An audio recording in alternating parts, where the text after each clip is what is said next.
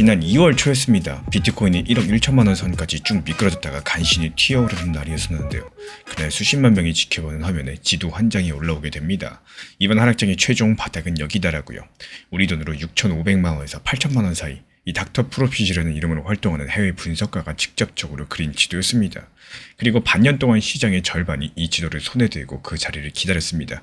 근데 바로 이번 주 이 지도를 그린 장본인이 이렇게 썼습니다. 그 바닥 기다리다가는 큰일 날 수도 있더라고요. 그러면 이게 무슨 말일까요? 자기가 손수 그린 지도를 자기 손으로 접어버린 겁니다. 지금 이 순간에도 6천만 원, 7천만 원대의 비트코인 사겠다고 주문을 걸어두고 기다리는 분들 정말 많이 계시거든요. 이 9월이나 10월쯤에 그 자리가 온다는 이야기들 다들 한 번쯤은 들어보셨을 텐데, 얼마 전에 제 영상에서도 가을 바닥 달력들을 그리는 분석가 이야기를 전달드렸었고, 오늘은 정확히 그 반대편의 선 주장입니다. 기다리던 사람 입장에서는요, 당연히 붕 뜨는 얘기일 수밖에 없을 거고, 그럼 대체 어디서 사라는 건데 생각이 드실 겁니다. 근데 이 분석가가 왜 마음을 바꿨는지 이해를 하시려면은 거의 같은 시기에 지구 반대편에서 올라온 숫자 하나를 먼저 보셔야 되는데요. 그리고 그 숫자를 보고 나시면은 이 두 이야기가 사실은 하나의 결론을 향하고 있다는 게 보이기 시작을 하실 겁니다. 지금 먼저 아주 단순한 질문 하나부터 하겠습니다. 바닥이라는 건 어떻게 만들어질까요? 가격이 6천만 원까지 내려가려면 누군가는 그 가격의 물건을 실제로 던져야 됩니다. 매도하는 사람이 없으면 가격은 거기까지 내려가질 않겠죠. 깊은 바닥에는 반드시 크게 파는 사람이 필요합니다. 그러면 시장에는 지난 몇 달 동안 누가 던질 거라고 걱정을 해왔을까요? 후보 1순위는 정해져 있었습니다. 비트코인을 전 세계에서 가장 많이 들고 있는 미국 상장회사 스트래티지겠죠. 이 회사가 들고 있는 코인이 84만 개가 넘어가고 지금 시세로 약 82조 원어치입니다. 게다가 지난달 말에는 실제로 코인 일부를 팔기도 했던 회사입니다. 그러니까 시장의 공포는 이런 그림이었죠. 이 회사가 버티지 못하고 저 물량을 쏟아내기 시작을 하면은 그때 진짜 6천만 원대가 열린다라고요. 그런데 이번 주 월요일 바로 그 회사에서 이상한 걸 공개를 합니다. 그리고 이게 오늘 이야기의 진짜 시작입니다. 회사 계정이랑 공시 서류에 숫자로 박혀있는 부분만 먼저 살펴보자면은 이 회사에서 비트코인 전략을 총괄하는 차이타냐 자인이라는 임원이 이렇게 밝혔습니다. 우리 회사가 들고 있는 달러 현금, 우리 돈으로 약 4조 8천억이기 때문에 그걸로 주주들한테 줘야 되는 배당을 1.8년치 감당할 수 있습니다. 그리고 비트코인까지 계산해 넣으면 31년치를 감당할 수 있더라고요. 무려 31년입니다. 여기서 4조 8천억이라는 현금은 미국 금융당국에 낸 공식적인 서류에 그대로 적혀있는 숫자인데요. 그런데 이 문장을 가만히 다시 읽어보면 조금 이상합니다. 31년이라는 자랑 옆에 1.8년이라는 숫자가 같이 붙어있죠.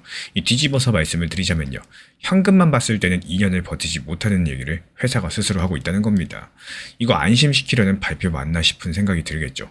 왜 회사가 굳이 이런 걸 공개를 했는지, 그 이유가 이 발표 뒤에 숨어있는 한 달치 움직임에 있다는 겁니다. 날짜를 따라가 보자면요, 지난달 22일 같은 임원이 밝힌 현금은 배당 10개월치였습니다. 달 초에는 17개월치가 됐고요. 지난주에는 20개월치, 그리고 이번 주 공시에서 21개월하고도 반, 그러니까 1.8년치가 됐습니다. 딱 4주 만에 현금 버티는 기간들이 2배가 된 건데, 근데 여기서 더 재밌는 사실은요, 같은 4주일 동안 이 회사가 사들인 비트코인은 몇 개일까요? 바로 0개입니다. 한 개도 없어요. 4주 연속으로 단 한 개도 안 샀다? 이게 해외 보도로도 확인이 되고 있는데, 그러니까 지금 이 회사는 지금 코인을 모으는 걸 멈추고 그 돈으로 현금을 쌓고 있다는 겁니다. 이 모으기에서 버티기로 바꿨다? 조용히 기여를 바꿨다라는 거죠. 여기에 한 가지 구조가 더 있는데요. 이 회사가 지고 있는 빚은 코인을 담보로 잡힌 빚이 아닙니다. 그래서 코인 가격이 아무리 떨어지더라도 담보로 잡힌 코인을 강제로 빼앗기는 일, 이거 자체가 구조적으로 일어나질 않아요. 이 임원이 지난달에 쓴 표현 그대로 옮기자면요, 부서지지 않는 장부, 디지털 요새라는 뜻입니다. 그럼 이제 이 31년이라는 숫자의 정체를 까볼 차례입니다. 여기서부터는 공시가 아니라 제가 두드려본 계산기인데요. 이 회사가 1년에 주주들한테 내야 되는 배당과 이자가 약 2조 6천억입니다. 들고 있는 코인은 82조 원 규모고요. 2조 6천억을 82조로 나눈다? 그럼 약 3.2%가 나오죠. 그리고 이걸 거꾸로 뒤집는다? 정확히 31이라는 숫자가 나오죠. 그러니까 31년이라는 건 뭐냐? 비트코인이 앞으로 31년 동안 단 1원도 안 오른다고 가정했을 때의 숫자입니다. 실제로 이 회사를 만든 마이클 세일러 회장이 이달 초에 직접 공개한 계산이 있는데요.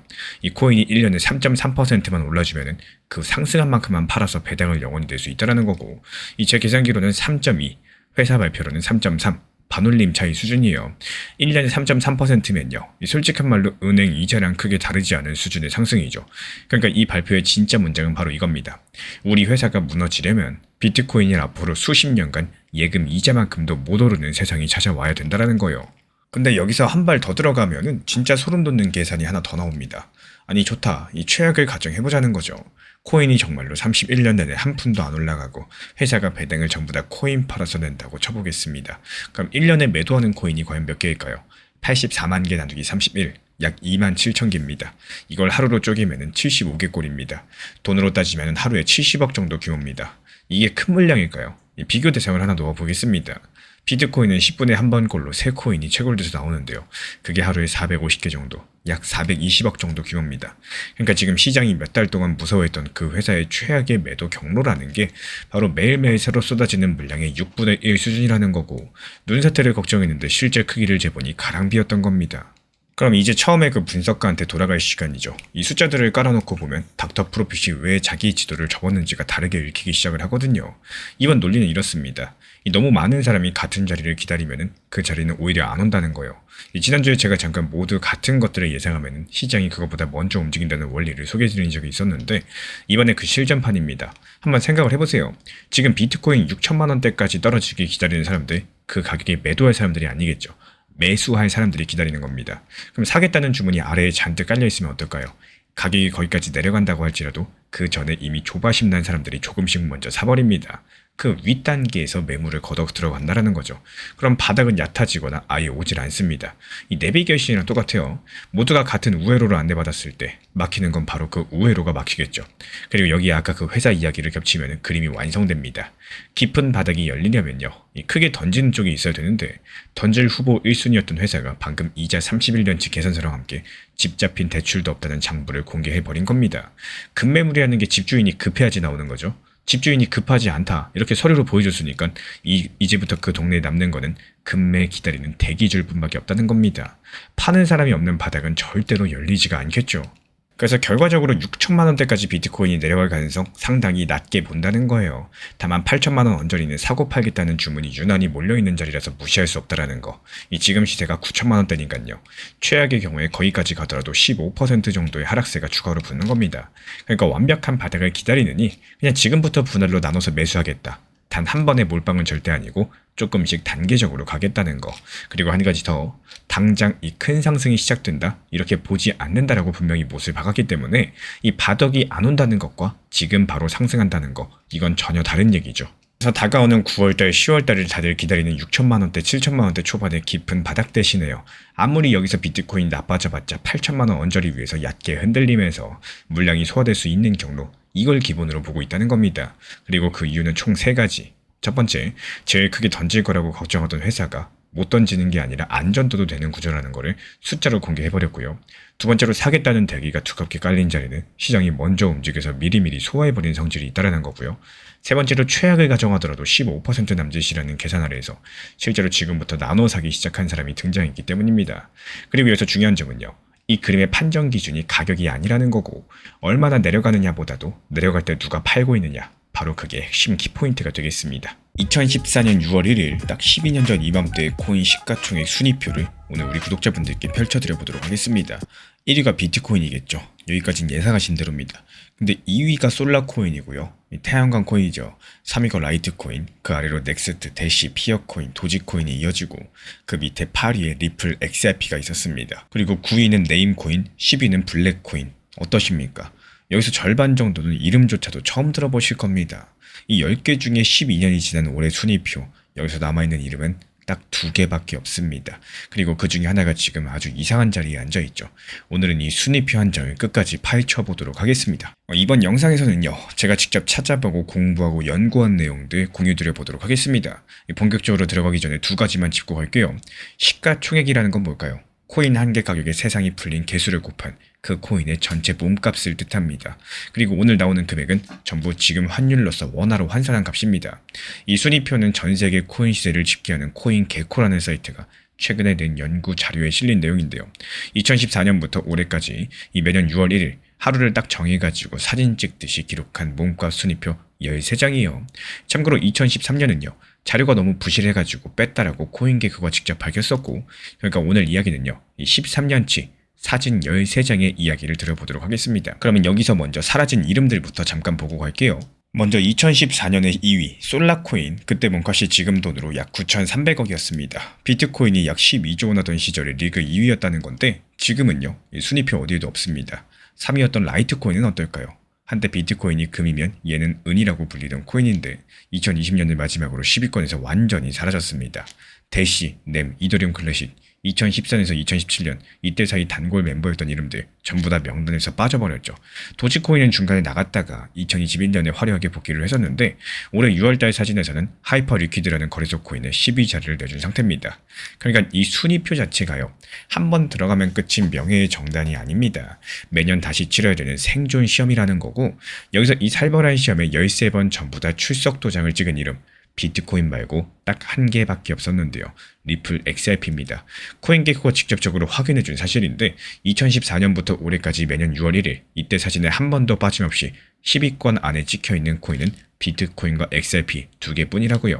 근데 2014년에 XRP가 어땠는지 아십니까? 그리고 그 몸값은 약 480억짜리 꼬마였습니다. 그리고 여기서 이런 생각이 드실 수 있어요. 아니 그래서 그게 뭐가 대단한 거냐. 13년 동안 순위가 비슷했다는 건 그냥 제자리 걸음 아니냐. 저도 처음엔 그렇게 생각을 했습니다. 근데 계산기를 두드려 보니까 그 이야기가 완전히 달라졌는데요. 2014년에 10위권에 들어가는 커트라인, 그러니까 10위코인의 몸값은 약 230억이었고 올해 6월달의 커트라인은요 약 24조 원이었습니다.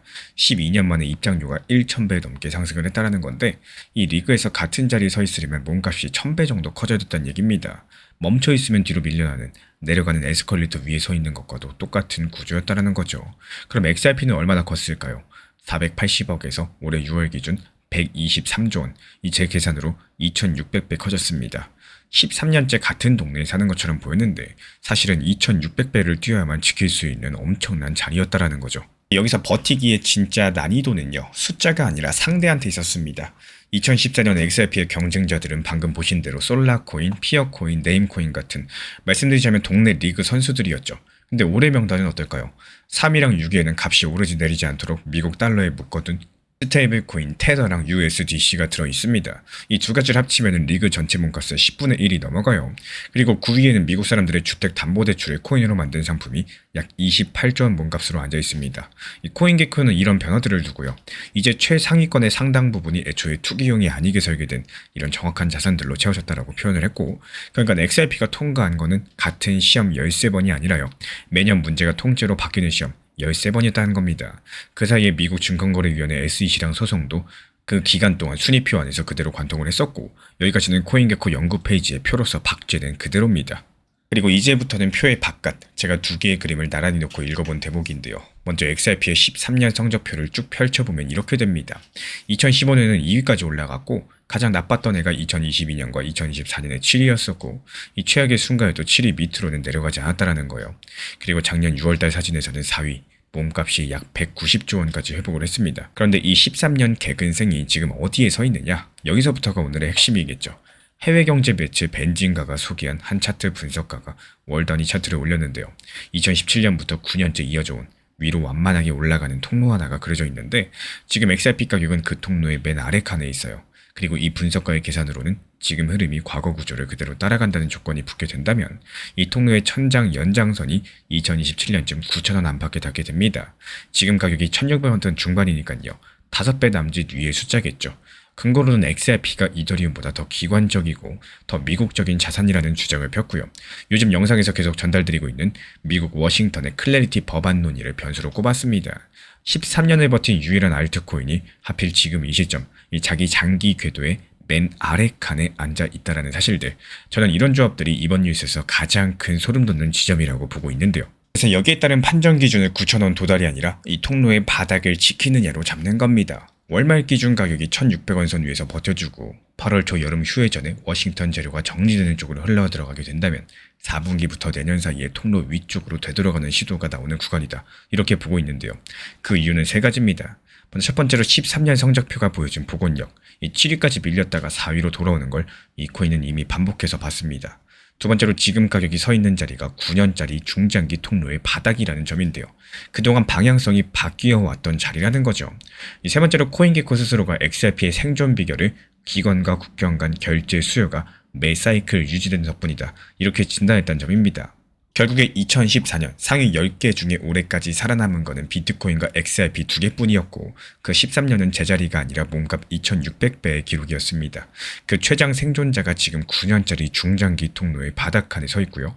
한 분석가는 그 천장을 2027년 9,000원 안팎으로 계산을 했습니다. 근데 이 14년째 출석 도장은 내년 6월 1일에 찍힐 예정인데 그날까지 XRP가 5위 자리를 놓고 싸워야 될 대상은 이제 코인이 아니라 달러에 묶어둔 스테이블 코인이에요. 이런 상황에서 XRP가 과연 이 자리 싸움을 지켜낼 수 있을지 다음 영상에서 이야기 이어가 보도록 하겠습니다. 방금 전에 미국에서 가장 큰 경찰관 단체가 코인 법안을 지지하겠다고 긴급 발표했습니다. 미국의 경찰이요, 이 코인법에 대해서 경찰관만 37만 명 넘게 모여있는 조직입니다. 근데 이 발표가 내용보다 그 시점과 타이밍이 더 이상한 상황인데 이 바로 전날 어제 영상에서도 말씀을 드렸었죠. 미국 상원에서 법안 순서를 정하는 사람이 이렇게 말을 했습니다. 이번 여름 안에는 이 클래리티법이 끝내지 못할 것 같다. 거의 종결되는 것처럼 보이는 이 다음 날에 경찰 측에서 지지를 선언을 한 겁니다. 근데 여기서 경찰만이 아니에요. 백악관, 코인베이스, 그리고 미국 코인업계 단체들까지도 하루 이틀 사이에 한꺼번에 성명을 냈습니다. 그래서 오늘 이번 이야기 처음부터 순서대로 한번 뜯어보도록 할게요. 먼저 불안한 소식부터 정면으로 보겠습니다. 미국 시간으로 이번 주 목요일이었죠. 존 튠, 미국 상원의 다수당 대표입니다. 어떤 법안을 언제 표결에 올릴지 그 순서표를 쥐고 있는 사람인데요. 이 사람이 기자들 앞에서 이렇게 말을 합니다. 휴회 전에는 끝내지 못할 것 같다. 그래도 시작이라도 해보고 싶다라고요. 여기서 휴회라는 거는 미국 국회가 여름에 문을 닫고 의원들이 각자 지역으로 돌아가는 기간을 뜻합니다. 8월 10일부터 시작이고요. 9월 14일에 돌아옵니다. 그러니까 지금 남은 시각은 8월 첫 주까지 그 안에 코인 시장의 기본적인 규칙을 정하는 법, 이 저희가 계속 다뤄온 클래리티법을 통과시키는 건 어렵겠다라고 일정표의 주인이 직접적으로 말을 했다라는 거죠. 이 어제 영상에서 제가 이렇게 말씀을 드렸죠. 관세 변수가 고정됐으니까 이제 시장의 눈은 8월 첫 주 코인법의 창으로 옮겨갈 거라고요. 근데 그 창에서 통과라는 글자가 하루 만에 흐려진 겁니다. 반응도 바로 나왔죠. 폴리마켓이라고 해서 사람들이 실제로 돈을 걸고 확률을 맞히는 해외 예측 사이트가 있는데요. 법이 될 확률이 이번 주 초 43%에서 33%까지 내려와 버렸습니다. 세 개 중에 하나. 여기까지만 들으면요. 이번 여름도 어렵겠구나 이런 생각이 드실 거고, 근데 여기서 진짜 이상한 일은 그 다음 날부터 벌어집니다. 튠 대표가 그렇게 말한 바로 다음 날 미국 시간 금요일 하루 동안 지지 발표가 넉 장이나 쏟아집니다. 보통 일반적으로 법안이 어려워지는 분위기면 다들 조용해지죠. 그런데 오히려 정반대였어요. 게다가 발표한 쪽의 얼굴이 하나같이 뜻밖입니다. 이 넉 장을 한 장씩 한번 읽어보도록 할게요. 먼저 첫 번째 장은 아까 말씀드린 경찰입니다. 이 정식적인 이름은 FOP, 미국에서 가장 큰 경찰관 노조고요. 회원이 무려 37만 3천 명, 지부가 2,200개가 넘어갑니다. 이 단체가 클래리티법 최신안을 지지한다라고 밝혔다라는 거고, 그 이유도 상당히 구체적입니다. 법안 안에 604조라는 조항이 있는데요. 경찰과 검찰이 코인 관련 범죄를 수사할 때 이런 조항들이 방해가 되는 거 아니냐. 이게 그동안 경찰 쪽의 걱정이었었죠. 근데 최신안에서 문구가 다듬어졌고 FOP는 이제 수사에 방해가 되지 않는다. 우려가 해소됐다라고 정식 발표를 한 겁니다. 그리고 여기서 중요한 건요. 이 단체가 원래부터 걱정하던 쪽이었다는 거예요. 근데 그 입장을 뒤집고 이제 지지로 돌아섰다라는 거죠. 그리고 이어지는 두 번째 장은 백악관입니다. 백악관에서 코인 정책 실무를 총괄하는 패트릭 위트라는 사람이 인터뷰에서 민주당을 정면으로 반박했는데요. 지금 민주당은 이 법의 윤리조항, 그러니까 대통령 같은 고위 공직자가 코인 사업으로 돈 버는 걸 제한하는 조항이 약하다 이렇게 비판을 하고 있거든요. 여기에 바로 위트가 이렇게 답을 합니다. 이 윤리조항은 민주당이 요구했던 바로 그거다. 이 트럼프 측에서 자기 행동에 제한을 받는데 동의를 했더라고요. 역대 어느 대통령도 그런 적이 없기 때문에 이제 와서 더 강력한 제약을 요구한다. 그리고 이런 표현을 씁니다. 한번 방망이를 휘둘러서 홈런 2개를 칠 수는 없다. 요구한 걸 받아냈으면 된 거다. 하나 더 얹으려고 하지 말라. 뭐 이런 얘기겠죠. 다만 하나만 덧붙이자면요. 위티가 말한 그 제안에는 그저께 영상에서 같이 읽었던 대로 2029년 1월 20일이라는 종료일의 조문이 적혀 있습니다. 그리고 세 번째 장이 바로 코인베이스입니다. 미국에서 가장 큰 코인 거래소죠. 이 회사의 정책 총괄 파리아르 셔자드가 이렇게 말을 했어요. 정책을 만드는 분들이 완벽함을 줬다가 좋은 것을 놓치면 안 된다라고요. 지금은 클래리티법을 통과시킬 때이기 때문에 이 법이 100점짜리가 아니라고 할지라도 일단 통과시키자는 겁니다. 네 번째 장은 미국 코인업계를 대표하는 단체 세 곳인데요. 암호화폐 혁신위원회, 디지털 상공회의소, 블록체인 협회가 미국 상원에 공식적인 편지를 보냈죠. 여기서는 받는 사람이 중요합니다. 이 공화당의 튠 대표, 그리고 민주당의 슈머 대표, 양쪽 당의 대표에게 동시에 보냈는데 그 내용인즉슨 이 법안을 본회의에서 다루는 걸 우선순위에 올려달라. 그리고 건설적인 양당 협상이 계속되고 있는 걸 알고 있고 그 논의가 이어지길 바란다라고 적었습니다. 여기까지는 성명서 원문이랑 인터뷰 화면 그리고 활자랑 자막에 남은 것들 그대로입니다. 제 판단은 아직까지 하나도 들어가지 않았어요. 그럼 이제부터가 진짜 질문이겠죠. 왜 하필 이 넉장이 못 끝낸다는 말이 나온 바로 다음에 몰려 나왔을까요? 여기서부터는 보도가 멈춘 지점입니다. 넉장이 왜 같은 이틀에 몰렸는지, 각 장이 누구를 향해서 쓰인 건지 제가 이어본 그림이라는 걸 미리 말씀드리고 시작을 할게요. 먼저 넉장을 나란히 놓아보자면요. 그동안 이 법을 막아온 반대 이유는 크게 세 가지였습니다. 첫 번째로 윤리 조항이 약하다라는 거, 두 번째로 코인 범죄 수사에 구멍이 생긴다는 거, 세 번째가 법 자체가 아직까지 덜 완성됐다는 거. 그런데 여기서 한번 보세요. 경찰의 성명은 두 번째 반대에 대한 답입니다. 위트의 인터뷰는 첫 번째 반대에 대한 답이고요. 이 셔저드의 발언 자체가 세 번째 반대에 대한 답입니다. 그리고 협회들의 편지는 일정을 쥔 두 사람에게 직접적으로 갔습니다. 반대 이유 하나의 답변서가 한 장씩, 우연이라고 보기에는 너무 정확하게 맞아떨어지죠. 그리고 그 중에서도 소름 돋는 포인트는 이 첫 번째 장 경찰 성명입니다. 왜냐면 이 성명이 정확히 누구의 마음을 향한 건지가 보이거든요. 미국 언론 보도에 따르면은 민주당 상원 의원 중에 워너 의원 그리고 코르테즈 마스터 의원, 이 두 사람이 자기 찬성표의 조건들을 이렇게 걸어놨습니다. 경찰과 검찰, 그러니까 법을 집행하는 쪽이 604조에 문제없다라고 인정하면 찬성하겠다라고요. 근데 금요일에 무슨 일이 일어났죠? 법 집행 쪽의 대표격인 조직이 바로 그 604조에 문제없다고 공식적인 발표를 한 겁니다. 두 의원이 걸어둔 조건 자체가 문서로 채워졌다는 거예요. 그 흐름을 보면 더 뚜렷한데 지난달 말 법 집행 관련된 단체 4곳이 우려 편지를 냈습니다. 이달 초에는 대형 카운티 보안관 협회가 반대를 접고 중립으로 옮겼고요. 그리고 이번 주 금요일 가장 큰 경찰 노조가 지지까지 왔습니다. 이 반대, 중립, 지지 한 달 사이에 3단계로 움직여 왔다라는 건데요. 그리고 한 가지가 더 있습니다. 이 튠데프의 말을 다시 자세히 들여보면 사실 문장이 2개였습니다. 끝내지는 못할 것 같다.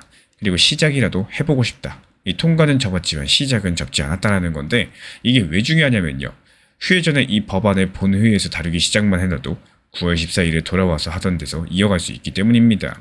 처음부터 다시가 아니라요. 그 시작이라는 첫 번째 관문 투표부터 이미 100명 중에 60명의 찬성이 필요하다라는 거고, 이건 업계 단체가 정리한 절차 자료 기준인데요. 그러니까 금요일의 성명 넉장 자체가 통과표가 아니라 이 시작표 60장을 모으기 위한 움직임이다라고 읽을 수가 있겠습니다.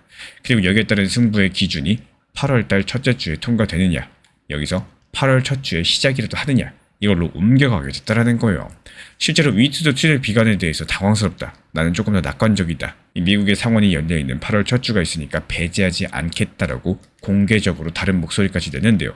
백악관이 민주당하고만 다투는 게 아니라 같은 편인 일정표 주인의 시간표에도 반박을 하고 있는 상황이라는 거죠. 그리고 그저께 영상 기억하시는 분들, 저희가 616쪽짜리 초안 읽으면서 확인할 것 3가지를 걸어놨었죠. 오늘 그 채점들을 정직하게 하고 하겠습니다. 첫 번째로 다음 수정본에서 단속 권한 관련된 문구가 보강이 되는지, 이게 아직까지 확인이 되지 않았다라는 거고, 오히려 에이스 브룩스 의원이랑 부커 의원을 포함한 민주당 상원의원 7명이 윤리조항을 더 강력하게 만들라고 요구하고 있다, 이런 보도까지도 나왔습니다. 두 번째로 협상하던 의원들의 다음 반응들, 이게 나오긴 나왔는데 좋은 쪽이 아닙니다. 에이스 브룩스 의원 측에서는 여전히 법안이 부족하다는 입장이고요. 그리고 세 번째로 표결 날짜가 공식적인 일정이 오르는지, 이게 안 올랐기 때문에 오르기는 못 끝낸다는 말이 나왔었죠. 3개 중에 2개는 나쁜 쪽, 하나는 미역쪽. 이게 오늘의 정직한 채점 결과라고 볼 수가 있겠죠. 그래서 제가 바라보고 있는 관점은요. 이 첫 번째 8월 첫째 주가 끝날 때까지 이 법안을 본회의에서 다루기 시작하는 절차 자체가 없다. 그렇다면 이 그림은 지워집니다. 이 두 번째로 경찰 성명이 나왔는데도 워너 의원이랑 코르테스 마스터 의원을 포함한 민주당 쪽에서 반대를 다시 확인하는 발언이 이어지게 된다. 그렇다면 60표 부족이 굳어진 걸로 보셔야 되겠습니다. 세 번째로 9월 달에 돌아와서도 일정에 안 오르면요. 그때는 사실상 내년으로 넘어갔다. 이렇게 판단하셔도 좋겠어요. 결국에 이번 승부처 자체가 표결 날짜가 아니라 이 8월 첫째 주, 이 클래리티 법안이 본회의 절차를 밟기 시작을 할 거냐, 그 한 가지만 보시면 되겠습니다. 이 시작만 해두면 9월 달에 이어서 갈 길이 열릴 거고, 또 시작조차 못한다. 그렇다면 9월 달의 짧은 회기랑 11월 중간선거 분위기 속에서 사실상 처음부터 다시 시작하게 되겠죠. 왜 시작 쪽에 무게를 두느냐? 그 근거는 3가지인데요.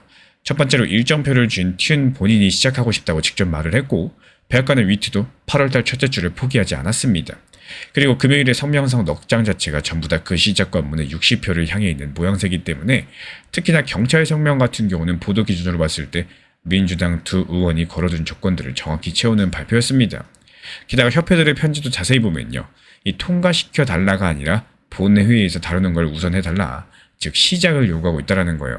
다들 요구하는 지점이 똑같다라는 거죠. 지금까지는 은행이든 거래소든 어떤 회사가 리플이 만든 RLUSD 스테이블코인을 새로 발행받고 싶었을 때는요.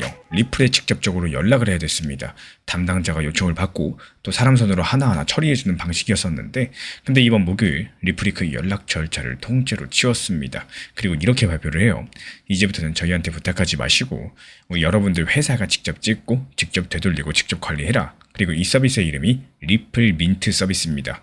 근데 공교롭게도 같은 주에 XRP가 거래소를 드나든 물량 182% 증가하면서 기존 대비했을 때 3배 가까이 폭증했다는 집계 온체인 데이터가 나와 버렸는데요. 근데 이걸 두고 나온 보도에서는 매집 신호가 아니다. 이 물량은 폭발을 했는데 사모으는 건 아니라고 주장을 하고 있는 겁니다. 그래서 오늘은 이 두 가지 소식들 한 줄에 한번 꿰어드릴 예정이고 이번 영상 다 듣고 나시면 지금 우리가 지켜보셔야 될 숫자가 딱 두 가지로 좁혀지시게 될 겁니다. 이 XRP 같은 경우는 이달 들어가지고 바닥 다졌다가 1,700원까지 상승했었죠. 근데 이번 주에 다시 밀리면서 지금 1,500원 라인까지 다시 되돌림 하락세가 나왔습니다. 심지어 지금 리플 민트가 발표됐음에도 불구하고 가격이 더 빠지고 있는데 지금 회사가 계속 뭔가를 내놓고 있죠. 근데 가격은 발표가 나올 때마다 시큰둥한 상황입니다. 여기에 대해서 해외 매체 유투데이가 코인글래스라는 집계 사이트 자료를 인용해서 이렇게 못을 받게 됩니다. 거래소를 오고 간 XRP 물량들이 짧은 기간에 182% 급증했다. 하지만 이건 공격적인 매집이 아니다라고요. 게다가 지금 XRP는 50일, 100일, 200일짜리 평균 가격선들 아래에서 거래가 되고 있고 특히 50일선을 되찾기 전까지는 오를 때마다 파는 물량들이 나올 수 있다고 합니다. 여기까지만 들으면 좀 답답하시죠? 근데 저는 이 기사를 읽다가 오히려 여기서 이상한 점을 한 가지를 발견을 했습니다. 여기서 물량이 3배 가까이 늘었다? 이건 분명히 누군가가 아주 바쁘게 움직였다는 뜻이겠죠. 근데 왜 매집이 아니라고 할까요? 이 지표의 계산법을 알면 바로 풀립니다. 유출입이라는 것은 거래소로 들어간 물량과 거래소에서 나온 물량을 더한 값이죠. 근데 방향성은 따지지 않고 오관량의 합계만 센다는 거예요. 이 방향성을 보려면 다른 숫자를 보셔야 되는데 들어간 거에서 나온 것을 뺀 값, 순 유출입이요.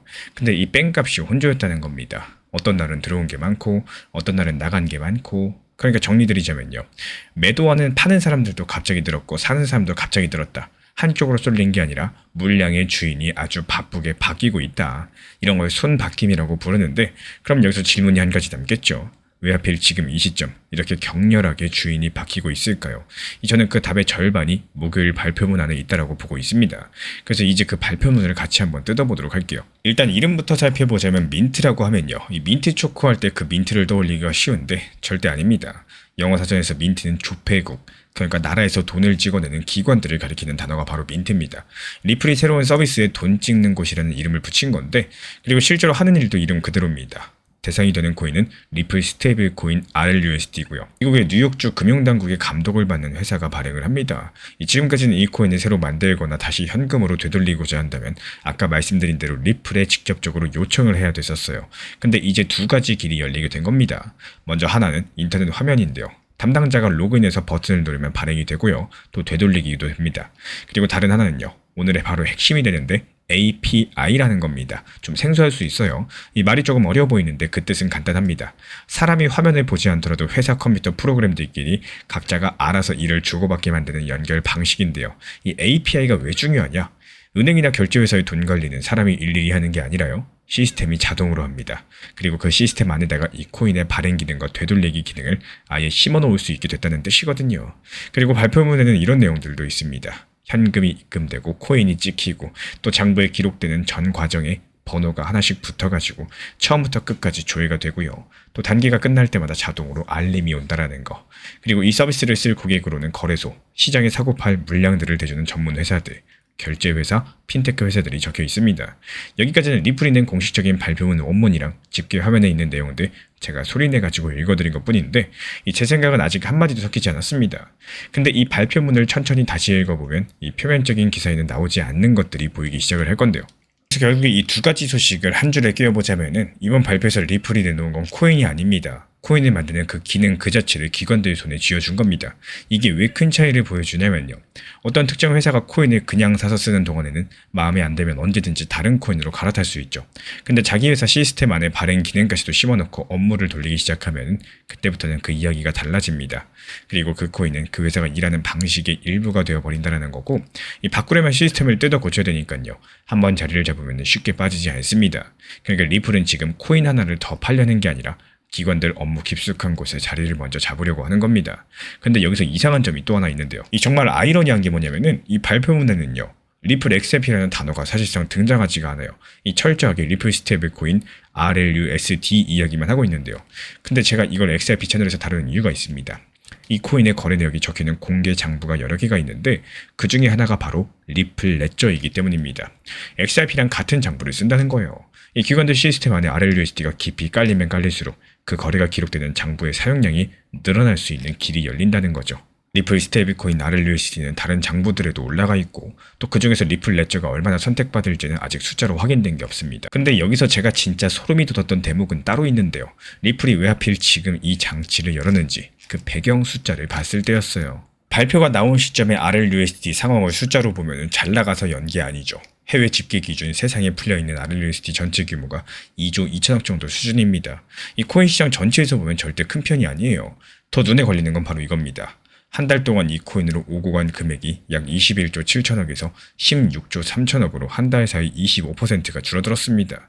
성장세가 주춤해진 상태였다라는 거고, 그러니까 이번 발표는 잘 되고 있다는 자랑이 아니라 막힌 곳을 뚫고자 하는 투자에 가깝습니다.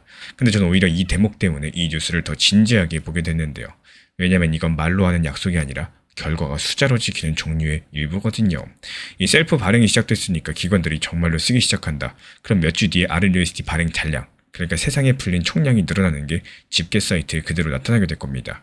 안 쓰면 안 늘어나고요. 또 성공이든 실패든 숨길 수가 없는 구조입니다. 이 참고로 리플은 같은 날 거래 상대가 누구인지 이렇게 확인해주는 회사에 투자했다는 소식까지도 함께 냈습니다. 기관 손님을 받을 준비를 하나씩 세트로 갖추고 있는 모양새라는 거죠. 그럼 이제 맨 처음 질문, 이 발표랑 182% 손바뀜은 대체 무슨 관계성을 가지고 있느냐? 이 두 소식은 답이 확인되는 시점이 서로 다르죠. 리플 민트 쪽 답은 몇 주에서 몇 달 뒤 RLUSD 잔량이라는 숫자로 나옵니다. 반면에 코인 가격 쪽 판정은 훨씬 더 가깝습니다. 아까 잠깐 나왔던 50일 평균선인데요. 말 그대로 최근 50일 동안의 가격을 평균 내서 이어놓은 선들이고, 지금 가격이 이 선 아래에 있다는 것은 최근 2달 가까이 이 코인을 매수한 사람들의 평균보다 지금 값이 낮다는 뜻이에요. 이런 상태에서는 가격이 조금만 올라도 본전 근처에서 매도하는 물량들 나오기가 쉽다라는 거고, 그래서 이 선을 되찾기 전까지는 반등이 눌리기 쉽다. 이게 바로 유투데이가 짚은 부분들이고요. 그리고 장부 쪽 사정도 한 가지만 보태드려 보자면요. 이 리플 레저에서 하루에 오고 가는 결제 물량들 이달 초 하루 10억 개를 넘던 때보다 훨씬 줄어들었습니다. 다만 거래 건수 자체는 탄탄하게 유지가 되고 있고, 또 사용하는 사람 숫자도 한 달째 안정적이라는 게 같은 집계의 내용인데요. 판이 식어가지고 조용해진 게 아니라는 거고, 이 재료들을 전부 다 모으면은 앞으로의 그림이 하나로 그려지게 될 겁니다. 제가 바라보는 관점은요. 이번 여름은 손바뀜을 소화하는 구간이라는 거고, 리플 민트는 몇 주 뒤 잔량 숫자로서 성적이 나오는 중기 재료고요. 또 지금 당장의 가격은 1650원에서 1670원 언저리의 50일선을 되찾을 수 있느냐, 이게 바로 판정 기준이겠습니다. 이 선을 회복하기 전까지는 반등이 나와도 매물에 눌리는 흐름들이 반복되는 게 기본적인 경로겠고, 반대로 이 선을 회복하면서도 지금 같은 거래 폭증이 이어진다. 그때는 이 손바뀜을 팔고 떠나는 교대가 아니라요. 매수해서 받아가는 교대로서 다시 읽어볼 줄 아셔야 되겠습니다. 그리고 왜 이렇게 보느냐? 그 근거는 세 가지입니다. 먼저 순유출입이 혼조라는 것 자체가 한쪽으로 도망가는 장이 아니라는 뜻이겠죠. 진짜 이탈하는 장에서는 팔고 나가는 쪽이 일방적으로 클 수밖에 없습니다. 두 번째로 장부의 거래 건수랑 사용자 숫자가 유지되고 있죠. 관심이 끊긴 시장에서는 보통 이 숫자부터 먼저 무너지게 됩니다. 이 세 번째로 민트라는 재료는 기대감이 아니라 공개된 숫자로 검증되겠죠. 통하면 잔량이 늘고 통하지 않으면 늘지 않습니다. 결과를 속이지 못하는 재료는 시간이 지날수록 시장이 무시하기가 어렵다라고 말씀을 드려요. 최근에 시장이 너무 답답하다 보니까 정보방 입장에 대해서 문의 주시는 분들께서 많아지셨어요. 먼저 제일 중요하지만요. 제가 안내드리는 모든 정보방은 업비트, 빗썸, 현물 매매로서만 안내 도움드리고 있습니다. 지금 화면에 보이시는 번호나 혹은 댓글 링크에 있는 신청란을 통해서 신청 주시면은 안내를 도움드리고 있고요. 이 세 가지 방 중에 필요로 하신 방을 체크해서 신청 주시면은 필요로 하신 방에 맞춰가지고 입장 안내드리고 있습니다. 먼저 리플 전용방 같은 경우에 리플에 대한 중요 이슈, 그리고 리플에 대한 단기 저점과 단기 고점, 중장기적으로 보는 중요 타점 같은 핵심 내용에 대해서 안내드리고 있기 때문에 영상 시청해주시는 우리 구독자분들께서 리플이라는 코인이 장기적으로 좋다라는 건 알고는 있지만 현재 같은 시장에서는 많은 답답함을 느끼시는 분들께서 정말로 많이 계실 거라고 생각을 합니다. 이 적당한 일부 비중은 단기 고점과 저점을 살려서 효율적인 대응을 만들어 가시고 또 오히려 중장기적으로 더 잘 가져가기 위한 효율적인 매매하시는 것들을 추천드려요. 그리고 두 번째로 종합 브리핑방입니다. 장기적으로 보기에 좋은 코인들과 현재 시장 흐름에 대한 중요 시장 이슈들, 브리핑 내용이나 리플에 대한 방향성, 락업 해제 일정과 여기에 따른 움직임들에 대해서 안내드리는 종합적인 방이다. 이렇게 생각해 주시면 되겠습니다. 그리고 마지막으로 단기 종합방 같은 경우는 말 그대로 단기 종목들에 대한 타점을 안내드리고 있는 방입니다. 이 단기 종목은 말 그대로 단기 종목답게 접근을 하셔야 되는데 욕심으로 인해서 타점을 너무 높게 잡아가지고 수익 실현을 못하거나 아니면 눈치 보기 매매를 하다가 이렇게 수익 실현의 기회를 놓치셨던 기억이 있으신 분들 지금 시장에서 정말 많은 상황인데요. 항상 비중 조절이 중요하고요. 매수와 동시에 목표 타점을 걸어 놓으면서 현실적으로 봤을 때 내 것으로 만들어서 마침표까지 잘 찍는 게 단기 매매의 핵심이다 생각을 해요. 단 여기서 중요한 거, 아무리 내가 좋아하고 시기가 좋고 스스로 괜찮다고 판단하셔도 몰빵 매매는 정말 위험하기 때문에 매번 말씀드리는 비중 조절 원칙 매매로 접근하시는 게 가장 중요합니다. 끝으로 항상 말씀드리고 있지만요. 저는 업비트, 빗썸, 현물 매매에 대해서만 안내를 도움드리고 있기 때문에 절대로 해외골에서 선물 매매에 대한 고위험 리스크 매매에 대해서는 언급조차 드리지 않고 있습니다. 무조건적으로 업비트, 빗썸 이렇게 현물 매매로 필요하신 분들께서만 입장 신청 주시면은 안내 도움 드리도록 하겠습니다. 이 빠르게 가는 것보다 중요한 건요. 꾸준하고 길게 가는 게 더 중요한 투자 시장이다. 이렇게 생각을 해요. 건강한 비중 조절 원칙 매매 활용하시기를 늘 응원드리겠습니다. 이 리플 XRP의 매수 매도 타점은 순간의 판단이 전부예요. 그래서 우리 신사 채널에서는 시장의 숨결 하나하나까지 놓치지 않고자 모든 흐름들 실시간으로 모니터링 중에 있습니다. 이 단기 반등 구간이 열리는 순간 그 찰나의 기회 타점을 우리 구독자분들께 바로바로 전달드리기 위해서인데요. 우리 신사 채널을 이미 구독해주신 분들 중에서 실시간 커뮤니티방 참여를 원하신다면 지금 보이시는 번호로 문자 남겨주시면 되겠습니다. 이 혼자서 불안하게 바라보는 시장이 아니라요. 함께 흐름을 읽고 움직이는 경험들을 선사해 드리도록 하겠습니다.